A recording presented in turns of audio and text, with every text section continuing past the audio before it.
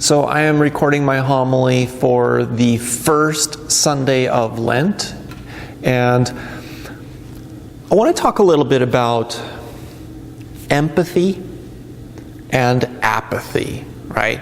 So empathy is where a person has feelings for others, where a person has love for others, where a person feels things. So when a person sees people struggling or hurting or needing assistance, that person feels the desire to reach out to them, to help them, to encourage them, whatever it may be. And so that is empathy, right?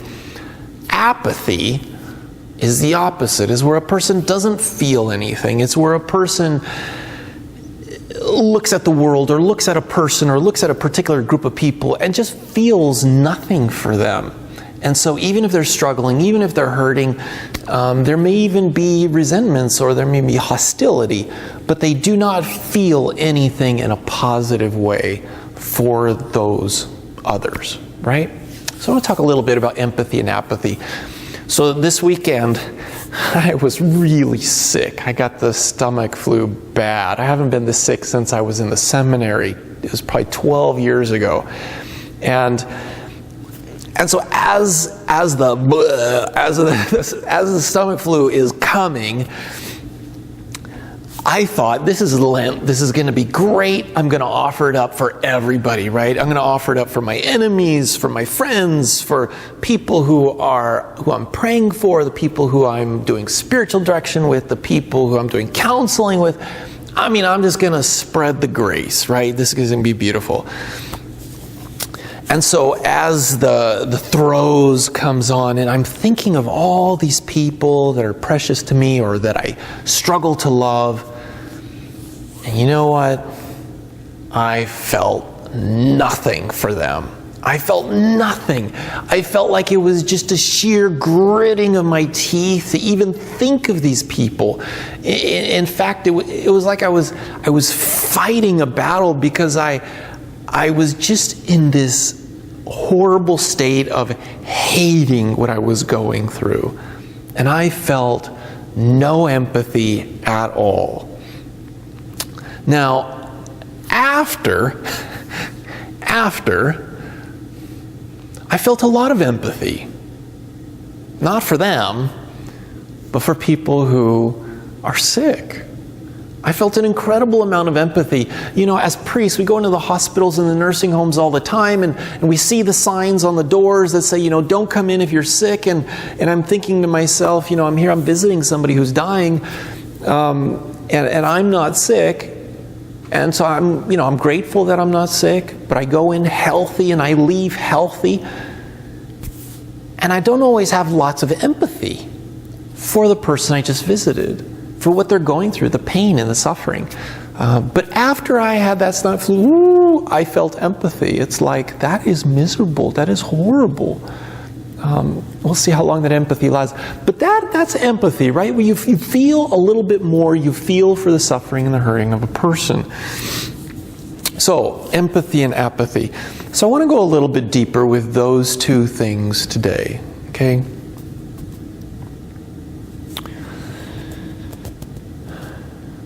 So there's a person I know who's not in our parishes, right? Not in our communities here, and not in my previous parishes. There's a person I know who years ago was somebody who I could just say had a lot of empathy for God, just a lot of feeling for God, a lot of love for God, just tons of it, just oozed with empathy. I'll come up with a better word, but oozed works, right? It was just overflowing. It was a fountain of just this love they had for God. And so when they would talk about God, when they would write letters, and I would get a letter from this person, I mean, your heart just glowed. Your heart just glowed from their love for God.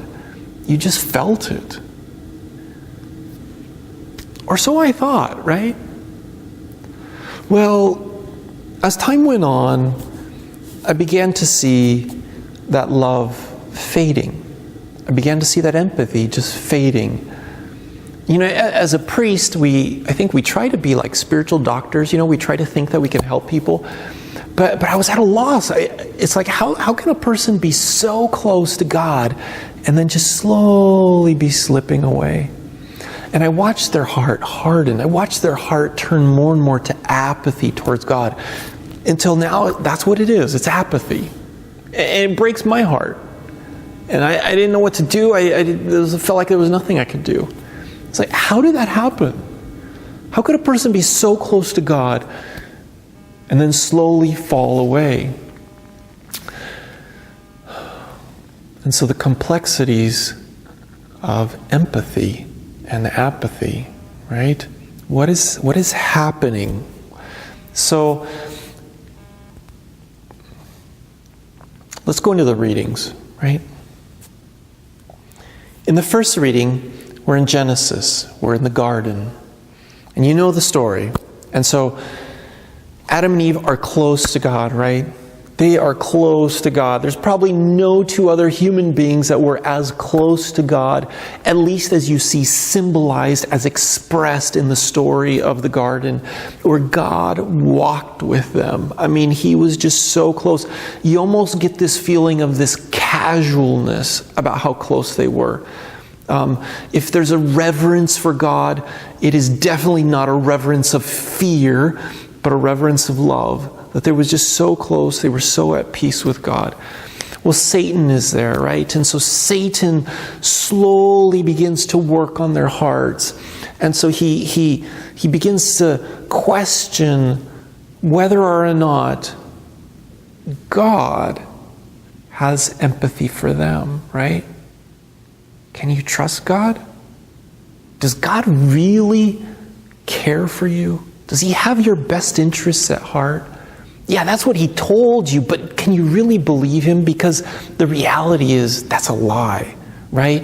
If you just eat from this tree, you'll have so much more. Life will be so much fuller. You'll be freed from the burden of this lie that God's telling you. And so they slowly slip away from God, and they begin to trust Satan, and they begin to be apathetic towards God. You see, isn't it interesting in our world that people who don't have empathy for God, people who don't feel anything for God, oftentimes seem to be happier than Christians? You may disagree with me on this, and that's okay. But I want you to think about it. Somebody who is empathetic carries a burden. They carry a burden of love. They carry a burden of caring. There is a burden in that. There's a responsibility in that. And it can be very difficult sometimes. If you ever want to think of somebody who's empathetic, look at Mother Teresa, right? Mother Teresa had this incredible amount of empathy for the poorest of the poor, and she was so dedicated. She had this mission. It was such a huge weight. It was such a huge burden, but she carried it, right? And I use her as an example because she's also an incredible example how for 50 years, she said, she felt no empathy from God. She felt nothing. It was a dark night. But it did not sway her.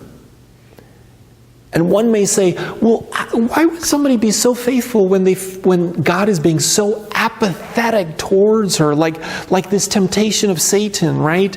God doesn't love you. You don't feel anything for God. But it's not apathy. You see, as empathy becomes purified, and it becomes more and more godlike, it expects nothing in return. Nothing in return. All that a person has is simply from the joy of having the faith and the grace to love. And so they don't need anything back from the persons. That's why Mother Teresa could help the poorest of the poor. Because she didn't need anything back from them. There was no transaction there. It was simply, purely gift. And God, in that darkness, was strengthening our heart to also be that way towards Him. It's powerful. Now, to somebody who has apathy, they feel freer. They have no burden of caring. They have no burden of a dark night. They have no burden of not expecting anything in return, right? They're free. They can do anything they want. They don't have to care about anybody else. And so naturally, on the surface, they would seem to be happier. If you were to take the person who's the most apathetic towards anybody, especially poor people, and then you were to take Mother Teresa side by side, and you may say, that apathetic person seems pretty happy while they're out skiing and eating in fine restaurants and buying clothes, and they seem happier than Mother Teresa, who's laboring hard. Empathy, though, is much deeper. It's like tilling a garden, right? Think of the Garden of Eden. Now, let's go back to the Garden of Eden. Garden takes work, right? Well, the Garden of Eden, perhaps the Garden of Eden was never meant to be permanent. I want to offer a thought on this. So Satan tempts Adam and Eve. They turn away from God. They become apathetic towards God. And so God looks at Adam and Eve and He says, okay, how are we going to rebuild what was just lost? We're going to leave the garden. We're going to go into training grounds, right? We're not going to be here where it's nice and comfortable. We're going to go out into the world. We're going to go into the training grounds where we're going to rebuild empathy. Now, isn't this interesting, though? Why didn't God just cast out Satan and say, Satan, get out of here. You're destroying my little garden, right? He didn't do that. Adam and Eve left, but so did God. They all left the garden. And they left Satan there. Satan didn't leave. He stayed there. He stayed there with his little tree. But he also stayed there. What other tree was there? The tree of life, right? Now, think about it. If you left your garden in the care of Satan, would he take care of the garden? When you came back thousands of years later, would it be a beautiful garden? Does Satan care? No, he's apathetic. He's going to let it rot. He's going to let it turn into a garbage heap. He's going to turn it into a garbage heap, right? It'll be the remnants of a bachelor party. That's what it's going to look like. And sorry if you just had a bachelor party, but it's going to be a wasteland. It's going to be a desert, right? So God takes Adam and Eve and He begins to work with them, right? And so generation after generation after generation, God is working with His people and He's forming covenants with them and down through the ages. And we finally get to Jesus. And so Jesus is ready to bring it to culmination. He's just been baptized. He's gone through the Jordan River. Where does He go? He goes out into the desert. He goes out into the wasteland, the wilderness. And there's Satan. There's the remnants of the Garden of Eden. There's the fruit of Satan working in the world. It's a disaster. There's nothing there redeemable. And so Jesus goes out to meet Satan, right? He goes out to confront him. And so what does Satan do? He's so predictable. You know, he begins to try to tempt Jesus the same way he tempted Adam and Eve. Now, let's go to the second temptation. So we're in the gospel for this Sunday, right?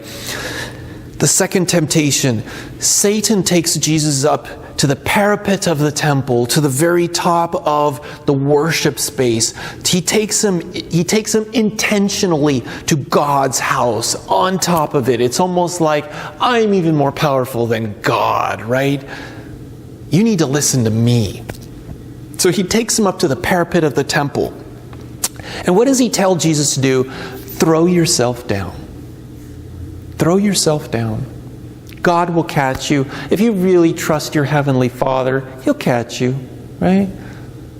But if you don't trust Him, maybe you need to trust me, right?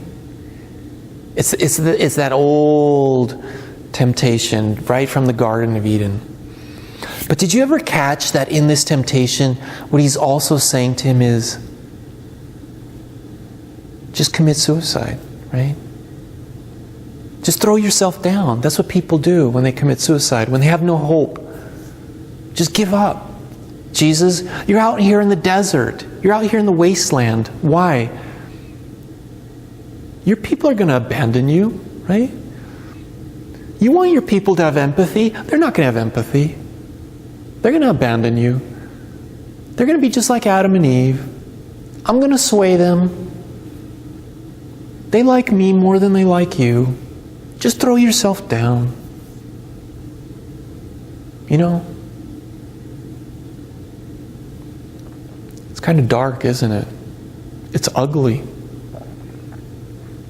You have a little more empathy right now in this moment for people who are suicidal, for people who are considering assisted suicide, people who are just in that darkness of absolute isolation, feeling no love from anybody, being surrounded by apathy. Maybe this is how a person who's full of empathy slowly begins to lose it because they didn't have it around them. And so what is the second temptation when that doesn't work on Jesus? The third temptation, he takes him up to the mountain, right? He takes him up on top of the mountain. And he says, I'll give you everything if you just worship me. If you just surrender your life to me. If you just abandon all the kingdoms, just abandon them. I'll take care of them. I've got them in my hands, right? Just like Adam and Eve. I'll sway them. Don't worry about your people. Don't worry about your mission. Don't have empathy for the people. Don't carry your cross. You don't need to burden yourself. Just worship me. I'll take care of everything. Ugh. Right? You get the chills thinking about how powerful those words are of Satan to Jesus.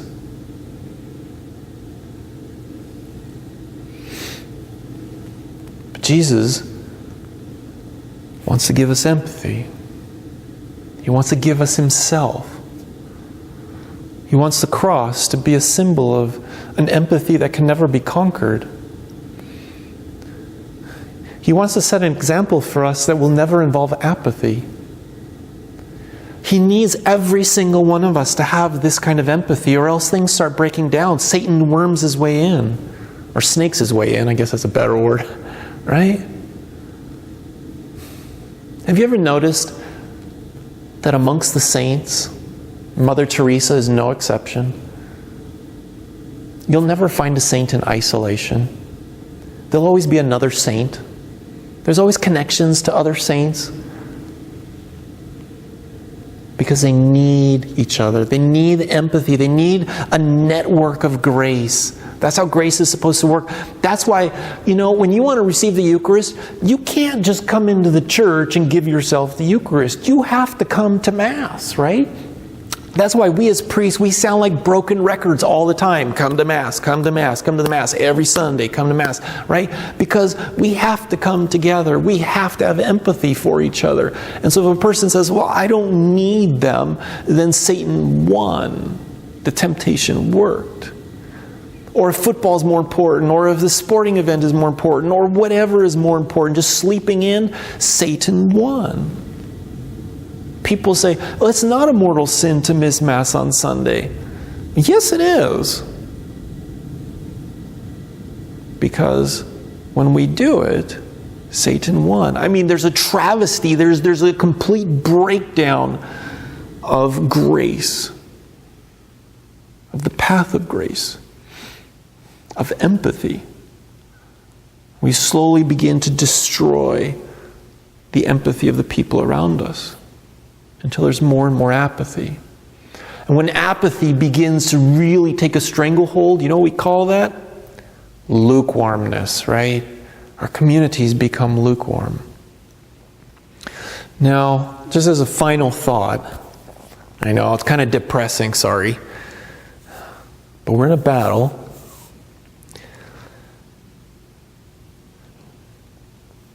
I think the reason that somebody can be strong in the faith and can lose it is because the people around them failed them. Is because there was a person who was striving and striving, but they didn't have the love of neighbor that they needed. The network of grace, right? God working all around them. We all need that. And so isolation, spiritual loneliness, it kills, it destroys in our community. And that's why we have things like assisted suicide, or just plain suicide, or depression, right? Drug addiction, all of these things. We let each other down. So the responsibility for each and every one of us to foster, to grow, to work at empathy. Now, right after the temptation in the desert, Jesus goes, in the Gospel of Matthew, Jesus goes to the Sermon on the Mount, right? For the last couple of weeks, I've been harping on the Sermon on the Mount. I shouldn't say harping. I've been talking about the Sermon on the Mount, and you have the Beatitudes. And I got to tell you, the Beatitudes are dripping with empathy, right? Blessed are those who are merciful. Blessed are those who mourn. Have empathy. Blessed are those who are peacemakers, who feel the need to help, right? Blessed are those who hunger and thirst for righteousness.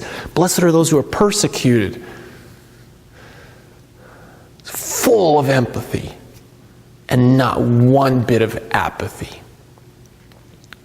All right, let's pray for each other. Let's make this Lent great, right? Every day, every part of your life should be touched by Lent. Let's fill it with God. All right. God bless.